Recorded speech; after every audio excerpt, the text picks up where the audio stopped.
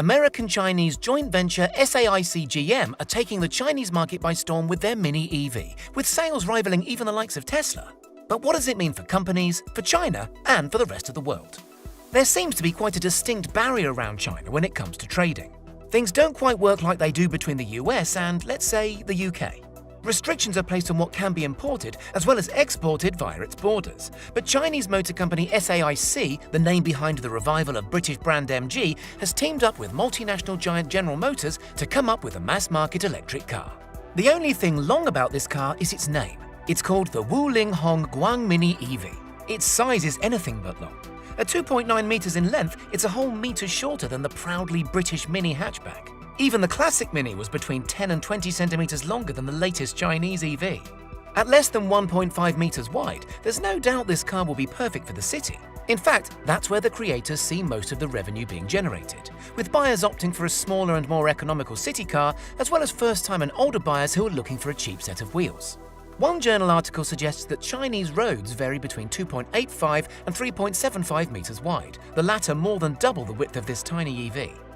Nevertheless, its boxy design and comparably high stance, just over 1.6 meters, means it's perfectly designed for lugging all the city essentials around. Pictures show the car being loaded with flowers and groceries.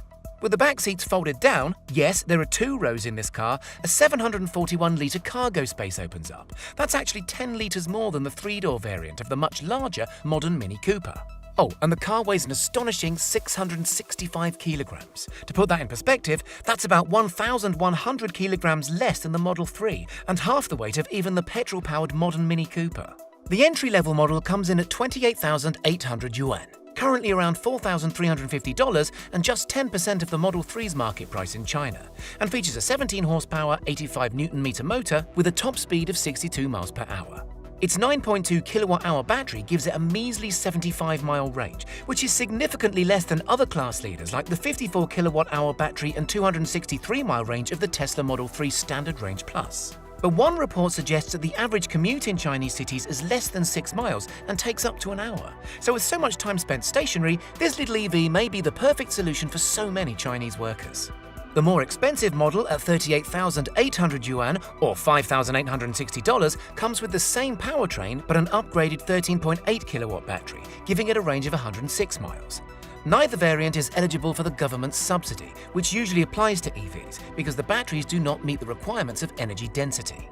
It's unlikely we'll be seeing this car stateside or on European roads anytime soon though, and that's due to the rigorous safety measures cars must go through to get on our roads. Although GM describes the steel used as high strength, it doesn't feature a single airbag. Anti-lock braking, a tyre pressure monitoring system, and 2x ISOFIX points for child car seats do make an appearance, although we're not sure if these are included in the basic price.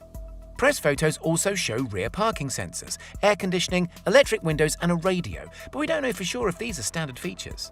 The first 3 weeks after launch saw more than 15,000 units sold, with cumulative orders surpassing 50,000 by the end of August just a few weeks later. This made the Wuling Hong Guang Mini EV more popular in China than the Tesla Model 3 in terms of total units sold, and this is just a sign of things to come.